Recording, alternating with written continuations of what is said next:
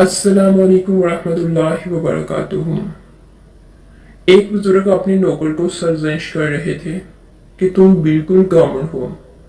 देखो मीर साहब का नौकर है, इतना दूर अंदेश है कि मीर साहब ने बाजार से बिजली का बल्ब मंगवाया तो उसके साथ ही एक बोतल मिट्टी के तेल की और 2 मोमबत्तियां भी ले आया कि बल्ब फ्यूज हो जाए तो लालटेन से काम चल सकता है। उसकी चिमनी टूट जाए या खत्म हो जाए तो मोमबत्ती रोशन की जा सकती है। तुमको टैक्सी लेने भेजा था, तुम आधे घंटे बाद हाथ लटकाते आ गए। कहा कि जी टैक्सी तो मिलती नहीं, मोटर रिक्शा कहिए तो लेता हूँ। मीर साहब का नौकर होता तो मोटर रिक्शा लेकर ही आया होता ताकि दोबारा जाने की जरूरत ना पड़ती। नौकर बहुत शर्मिंदा हुआ और आका की बात पल्ले बांध ली।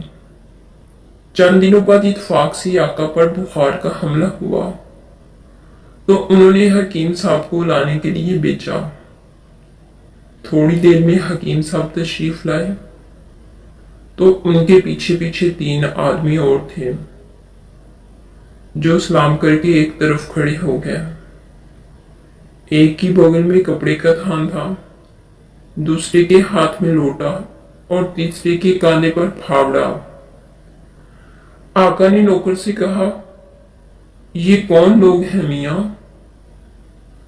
नौकर ने तारुफ कराया कि जनाब, वैसे तो हकीम साहब बहुत हाज़िक हैं, लेकिन अल्लाह ताला के कामों में कौन दखल दे सकता है।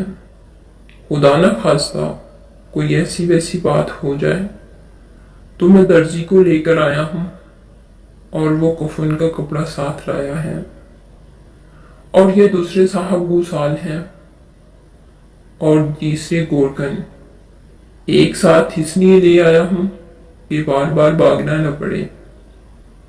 मजीद अच्छी वीडियोस के लिए मेरे चैनल को लाइक, सब्सक्राइब और शेयर करें। शुक्रिया।